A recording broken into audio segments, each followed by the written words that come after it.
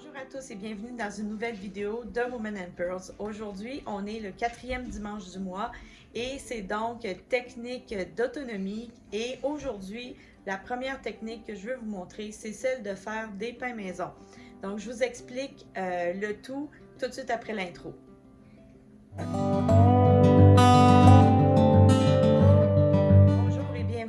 Sur Women and Pearls. Donc, comme je vous l'ai dit, aujourd'hui, on est le 4e dimanche du mois et on va parler de technique d'autonomie. Et la première technique d'autonomie que je veux vous montrer et qui est aussi la première technique que je pense qui est la plus importante à connaître, c'est de faire soi-même ses produits de boulangerie, donc de faire son pain. Donc, avant de rentrer dans le vif du sujet, si vous êtes nouveau sur la chaîne, je vous encourage à mettre pause et à aller tout de suite vous abonner et à mettre un pouce bleu si vous aimez le bon pain maison. Donc, sur ce, on va apprendre à faire du pain. Ceux qui connaissent déjà ma chaîne, vous savez qu'une des premières vidéos que j'ai faites, c'était justement une recette de pain maison qui n'a pas besoin de pétrissage et qui se prépare en 5 minutes. Et c'est un pain qui fournit beaucoup de pâte et qu'on laisse au frigo et qu'on va faire notre pain à tous les jours en sortant une portion de pâte à chaque jour. Cette vidéo-là a quand même énormément de vues sur la chaîne. Si vous ne la connaissez pas, cette vidéo, je vais vous la mettre en bas, en barre de description. Mais quand je vais vous parler aujourd'hui de technique d'autonomie, je ne vais pas vous parler de cette recette de pain. Par contre, vous pouvez vous y référer n'importe quand. Donc, il y a du pain maison qu'on peut faire comme pour manger des tartines, mais par contre, il y a aussi plusieurs autres produits de boulangerie qu'on a l'habitude d'aller acheter en magasin et qui est bien de savoir faire soi-même pour plusieurs raisons. La première, c'est que ça nous coûte beaucoup moins cher de le faire à la maison. La deuxième, c'est qu'au moins on sait qu'est-ce que contient nos produits de boulangerie puisqu'on n'a pas besoin de rajouter des conservateurs ou autre chose du genre. Donc, c'est bien mieux de faire notre pain et nos produits de boulangerie à la maison. C'est sûr qu'on n'ira pas faire des croissants aujourd'hui parce que ça demande beaucoup plus de technique, mais par contre, il y a plusieurs pains qui sont faciles à faire, qui ne demandent pas trop de préparation et qui nous permettent d'économiser beaucoup sur notre facture d'épicerie. Donc, j'ai pris des petites notes des sortes de pains que je vais vous montrer aujourd'hui. Donc, la première sorte de pain, ça va être des tortillas à la farine. Donc, pourquoi les tortillas? Parce qu'on peut faire des wraps, donc des genres de sandwich roulés à l'intérieur. On peut aussi les manger pour faire des burritos ou des tacos. Donc, ça nous permet c'est une sorte de pain qui est assez versatile et qui est très facile à faire. Ensuite, une recette qui est super et qui nous permet de faire des pains hamburgers, des pains à hot dog et aussi des brioches. Donc, brioche à la cannelle ou brioche aux petits fruits ou à quoi que ce soit d'autre. Donc, avec la même recette de pâte, on peut faire au moins 3 variétés de produits de boulangerie. Donc, évidemment, les recettes seront toutes sur Women and Pearls. Donc, vous aurez juste à aller là-bas pour aller chercher les recettes complètes. Donc, sans plus attendre, on passe en cuisine, on se met un tablier et on s'en va cuisiner. Donc, la première recette, c'est des tortillas à la farine. Donc, je fais une annonce. Ce ne sont pas une recette de tortillas authentique. Ce n'est pas la même recette que les tortillas traditionnelles. J'essaye de le faire avec les ingrédients qu'on a l'habitude d'avoir plus facilement ici. Donc, c'est ça. Donc, c'est pas tout à fait la même recette, mais le résultat est le même. Comme vous pouvez voir, j'ai 2 aides en cuisine, mes 2 petites dernières, qui veulent m'aider à faire la recette. Donc, pour faire les tortillas à la farine, ce que ça va vous prendre pour commencer, c'est 2 tasses de farine qu'on va venir mettre dans un bol. Mets-le au complet. Non, au complet. D'accord. Donc, à ces 2 tasses de farine, on va rajouter... C'est moi qui le mets. Oui, c'est toi qui le mets. Une cuillerée à thé de sel. Et on va mélanger. J'ai trouvé. C'est moi qui l'ai fait aussi. On va rajouter une cuillerée à thé de poudre à pâte. Arrête. La poudre à pâte, pour mes amis européens, c'est ce que vous appelez de la levure chimique. Donc, une cuillerée à thé. Ensuite, on va venir incorporer à notre pâte avec une fourchette. On va venir incorporer 1/4 de tasse de beurre mou ou de margarine. On va venir couper en petits morceaux avec la fourchette. Si vous avez un coupe-pâte, vous pouvez aussi le faire avec un coupe-pâte, mais c'est vraiment la version la plus simple si on n'a pas de matériel spécialisé. Okay, maman va t'aider un peu. Okay. Donc,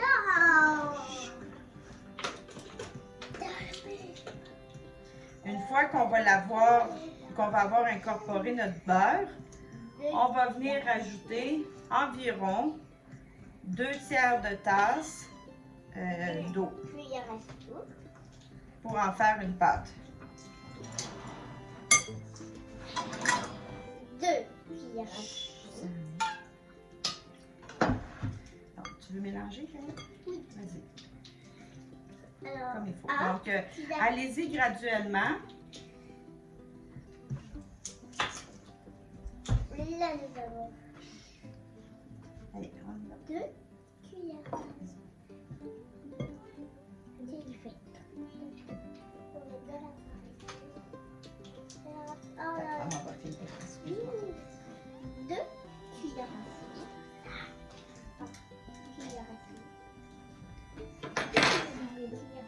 Tu veux y aller avec tes mains? Vas-y. Fais-moi une belle pâte. On va rajouter. Vas-y. Donc, Attends, peux-tu enlever mes mains? s'il S'il te plaît. Voilà. Moi aussi, je veux faire de la pâte. Ce ne sera pas là, il y a d'autres recettes, mon chéri. Vas-y, brasse. Donc, on va venir en faire une boule. Une fois que la pâte est bien faite, il n'y aura pas besoin de pétrir plus que ça. On va simplement laisser reposer la pâte 20 minutes avant de façonner nos tortillas. Donc, je vais passer maintenant en parlant par-dessus la vidéo. Ça va être beaucoup plus simple. Il y avait beaucoup de bruit. Donc, on a fait une boule avec notre pâte à tortilla et on l'a laissé lever pendant 20 minutes. Dans le fond, c'est pas lever, c'est reposer. Donc, j'en ai fait un rouleau que je viens séparer en 12 morceaux plus ou moins égaux. Et on va venir façonner nos tortillas. Pour pas que la pâte sèche, vous pouvez utiliser le bol dans lequel vous avez fait votre pâte et vous mettez vos morceaux de pâte en dessous. Comme ça, ça va éviter qu'ils ne sèchent, comme je fais présentement.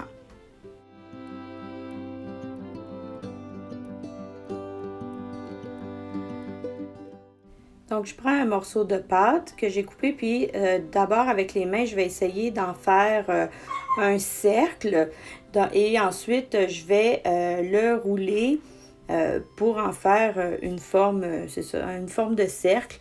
J'essaie de le faire le plus plat que je peux sans que la pâte ne déchire. Donc, on y va à peu près. C'est sûr que il existe un outil exprès pour faire les tortillas. Mais la majorité d'entre nous, on n'en a pas sous la main. Donc, on y va avec le rouleau, puis on fait notre possible pour essayer d'avoir la forme ronde la plus parfaite, même si c'est pas évident. Donc, c'est très rustique, mais ça va faire le travail. Donc, on va répéter l'opération avec tous nos morceaux de pâte. Donc maintenant, pour les faire cuire, on va aller utiliser une plaque anti-adhésive comme ça ou une poêle à crêpes ou une poêle anti-adhésive. Moi, je préfère prendre la plaque parce que je peux en mettre plus à la fois. Donc, de cette façon, ça me prend moins de temps. Une fois que j'ai préchauffé ma plaque, donc je viens mettre directement ma pâte à tortilla sur le dessus. J'ai pas besoin de huiler ma plaque, ça collera pas. Après 1 minute de chaque côté, je vais le tourner. Et la première, c'est un peu comme les crêpes. La première est pas toujours belle, mais voici les autres après 1 minute de cuisson. Donc ici, j'ai fait les petites tortillas comme vous m'avez vu faire, mais j'en ai préparé aussi en prenant 2 morceaux de pâte, ça me fait une tortilla qui est plus grande. Et en prenant 4 morceaux de pâte, ça me fait vraiment une grande tortilla qui est quand même souple comme vous voyez. On peut les utiliser pour faire des wraps, pour faire une base de pizza si on veut, une base de pizza maison, ou vraiment pour faire des tacos, des burritos, des quesadillas, c'est comme on veut. Pour notre deuxième recette de pâte, on va avoir besoin d'une tasse et demie d'eau, d'un sachet de 8 grammes de levure. Moi, j'utilise toujours la levure instantanée. Comme dans ma vidéo de pain, je vous avais expliqué que dans le fond, la levure instantanée fait exactement le même travail que la levure sèche active, surtout si on la laisse lever dans l'eau comme une levure. Donc, pourquoi payer 2 ingrédients quand on peut faire le travail avec un seul. On va aussi avoir besoin d'un quart de tasse de sucre, d'un quart de tasse d'huile, d'une cuillerée à thé de sel et d'un œuf. Tiens, vas-y. Donc, on met l'eau dans un saladier, toute l'eau. Ensuite, on va venir mettre notre quart de tasse de sucre partout. OK. Attends une minute.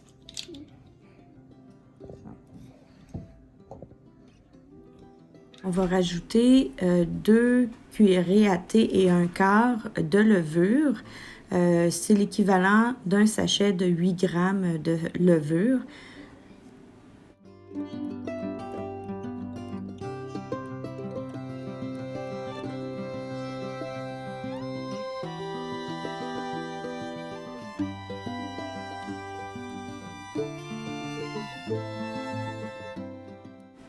Donc, on va bien mélanger et on va ajouter tout de suite notre œuf. J'avais oublié de le mentionner tantôt.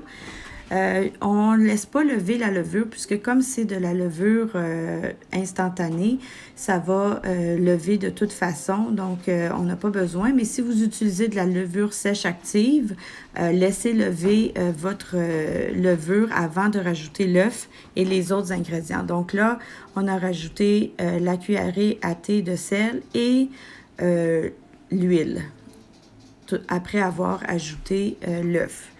Donc, on mélange bien, puis on va venir ajouter nos 4 tasses et demie de farine.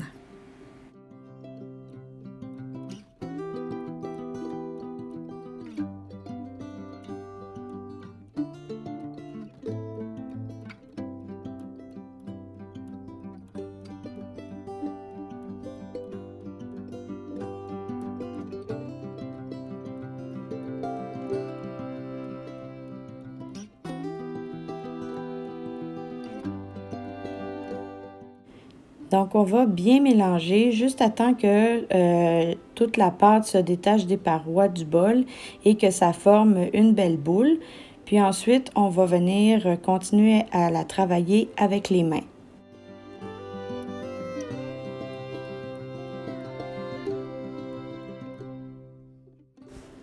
J'avais pas mis tout de suite la demi-tasse de farine. On avait mis les 4 premières tasses parce que nous, ici, notre farine est très sèche et parfois, ça n'en prend moins que dans la recette parce que sinon, notre pâte devient trop dure. Donc, c'est un truc que vous pouvez faire, c'est d'attendre pour la dernière tasse ou la dernière demi-tasse, de voir la texture de la pâte avant de la rajouter. Donc, une fois qu'on a fait une belle boule de pâte, on va commencer à la pétrir un petit peu. Donc, faut pas être intimidé par la technique de pétrissage, surtout qu'on n'a pas énormément de farine, donc ça demandera pas beaucoup de force. La technique pour pétrir, c'est qu'on ramène la pâte qui est le plus éloignée de nous, on la ramène vers soi, puis on repousse et on va tourner d'un quart de tour. Ça se peut que ce soit collant un peu au début. On peut s'aider d'un peu de farine saupoudrée sur la table, mais vous allez voir qu'à force de pétrir, la pâte, elle va devenir de moins en moins collante et elle va développer son gluten et devenir souple et élastique. Donc, pour savoir si notre pâte a été bien pétrie, on va la ramener en boule et puis on va appuyer dessus avec notre doigt. Si elle rebondit, c'est qu'elle est suffisamment pétrie. cette pâte-là, on ne va pas la faire lever une première fois avant de la mouler. Donc, on va tout de suite lui donner la forme qu'on veut. Donc, je garde une partie de pâte pour vous montrer les brioches tantôt. Et la première partie, je vais la couper également en deux. Une pour faire les pains hot dog, l'autre pour faire les pains à hamburger. Donc, je commence par me faire un rouleau pour pouvoir séparer ma pâte en morceaux plus ou moins égaux. Donc, ici, j'ai décidé de me le couper en 4, mais j'aurais pu y aller en 6. Et là, je vais étirer ma pâte pour en faire un genre de petit rectangle. Ce rectangle-là, je vais bien l'aplatir. Puis ensuite, je vais venir le rouler, faire un petit rouleau. Donc, c'est à peu près 15 cm. On peut tirer dessus puis la tapoter un peu pour l'aider à s'étirer. Donc, je la roule. Je vais venir, bon là, je me mets un peu de farine, ça collait un peu. Là, je vais venir pincer les bords et ramener les extrémités vers l'intérieur et les pincer également pour bien sceller ma pâte, pour lui donner une belle forme de petit pain à hot dog. Donc, essayez pas d'avoir des morceaux trop gros. Donc, vous voyez à peu près une quinzaine de centimètres. On dirait vraiment une saucisse, mais dites-vous que la pâte va gonfler. Donc, les autres, je vais les continuer tantôt. Avec ma deuxième partie de pâte, je vais me faire un rouleau pour être capable de découper mes morceaux. Donc, on peut y aller à l'œil, comme je vais faire, ou on peut utiliser une balance pour peser nos morceaux pour qu'ils soient tous égaux. C'est une question de préférence. Moi, j'aime bien quand c'est un peu rustique, donc ils sont à peu près tous pareils. Donc, mon morceau de pâte, je vais le rentrer vers l'intérieur et venir prendre chaque recoin pour le ramener vers le centre et les attacher un peu comme un petit baluchon. Puis, je le mets, le côté du baluchon, je le mets à l'envers. Et avec ma main en forme de demi-lune, je vais venir rouler ma pâte dans ma main pour venir faire une belle boule lisse. Ensuite, je vais venir aplatir ma boule parce que les pains à hamburger sont généralement plats. Donc, on va venir l'aplatir. J'essaie de ne pas de prendre des portions trop grosses parce que les pains vont gonfler par la suite. Donc, voici ma deuxième partie de pâte que je vais utiliser. Donc, la recette que je vous ai donnée donne l'équivalent de 2 rouleaux de 12 brioches chacun ou encore 24 petits pains à hot dog ou à hamburger.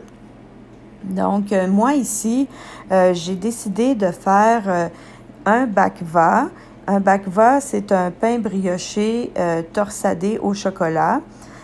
Parce que c'était dans mon menu que j'avais prévu. Si vous avez vu ma dernière vidéo, vous allez l'avoir vu. Donc, j'en profite pour préparer la même chose puisque j'utilisais déjà cette pâte pour vous montrer comment faire. Et de plus, dans mon site womanandpearls.com, j'ai déjà une recette où je vous montre comment faire des brioches individuelles. C'était la même recette de pâte. La seule chose, c'est qu'au lieu de mettre uniquement de la farine blanche, j'avais mis une portion de farine de camus et une portion de farine de blé entier. Donc, j'avais utilisé par contre exactement la même recette. C'est juste que j'avais changé certaines portions de farine pour d'autres. Donc, vous pouvez voir qu'on peut jouer avec cette recette pour en faire... pour la mettre dans le fond à notre goût et faire selon ce qu'on veut. Donc, vous voyez, j'ai un rectangle ici de 45 par 25 cm à peu près. Maintenant qu'on a notre rectangle de pâte bien étalé, on va mettre la garniture. Moi, ici, je le fais au chocolat. J'aurais pu utiliser de la Nutella, mais pour les raisons de santé de mes enfants, j'ai fait moi-même une pâte à tartiner qui est composée de cacao et de sirop d'érable, plus ou moins à part égale. Il n'y a pas vraiment de mesure. On y va un petit peu à la texture. Et puis, je vais venir l'étaler. Donc, cette pâte-là peut servir à faire n'importe quelle sorte de brioche Les brioches traditionnelles sont plus à la cannelle, donc on mélange du beurre mou avec de la cassonade et de la cannelle. Et puis on va venir l'étaler de la même façon que je vais étaler ma pâte au chocolat. On peut utiliser, comme je le fais maintenant, de la pâte au chocolat. On peut aussi utiliser des confitures ou une confiture plus comme une pâte de fruits qu'on aura faite maison avec un peu de sucre, avec les fruits qui sont en saison, comme des petits fruits, de la citrouille, des pommes, etc. Donc, on peut adapter cette recette avec les saisons. Donc, comme ça, on a toujours une variété, mais avec la même pâte. On peut également faire une version salée avec cette même pâte. On peut faire des rouleaux, par exemple avec un restant de sauce à spaghetti et du fromage râpé qu'on va venir couper en rouleaux pour faire des brioches à la sauce à spaghetti salée. On peut le faire également avec un restant de chili, faire la même chose, donc un restant de pâté au poulet. Donc, c'est vraiment de garniture, pour pâté au poulet. Donc, vraiment, c'est une pâte qui peut servir à 1001 usages. Donc, ici, là, je vais commencer à la rouler à partir de la partie la plus longue et je vais vraiment la rouler le plus serré que je peux.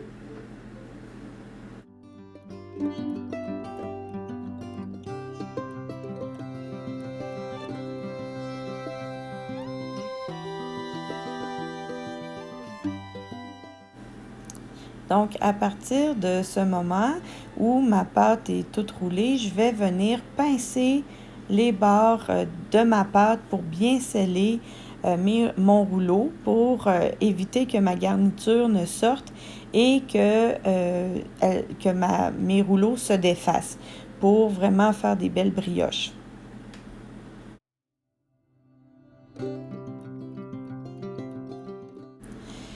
Si on voulait faire des brioches, on couperait à partir de ce moment-là en 2 d'abord, puis encore en 2 et en 3. Donc, ça nous donnerait 12 rouleaux pour pouvoir faire des brioches traditionnelles.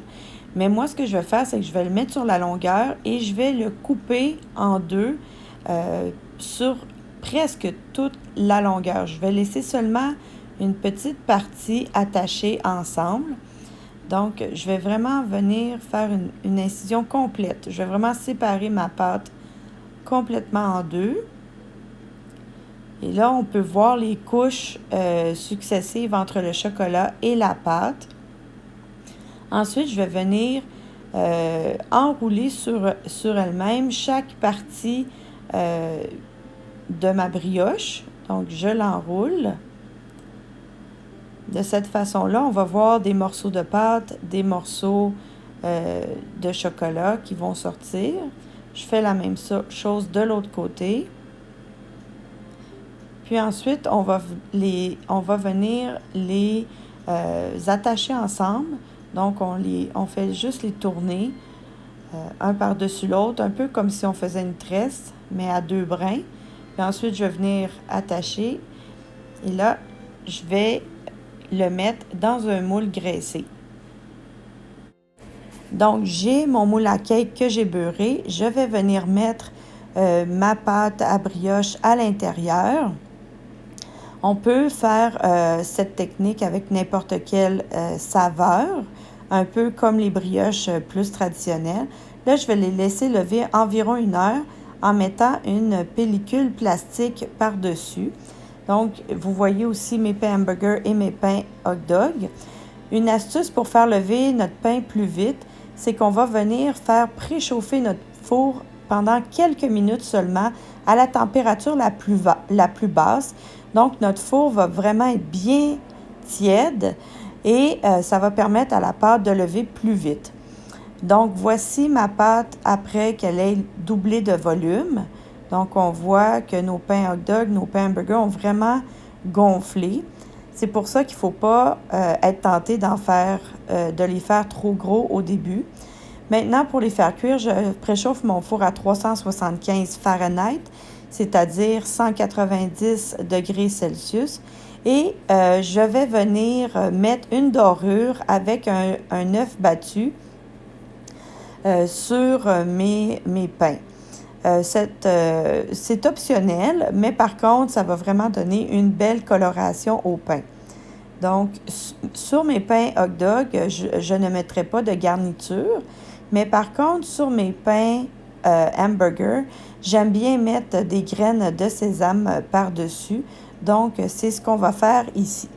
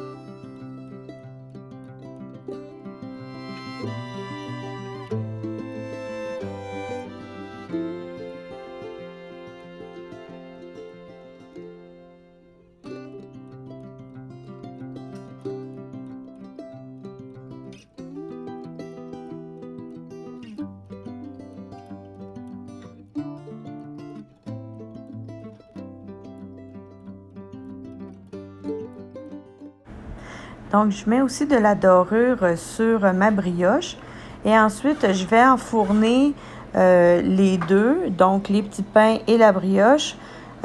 Les petits pains vont être cuits pendant 12 minutes et la brioche pendant 35 minutes.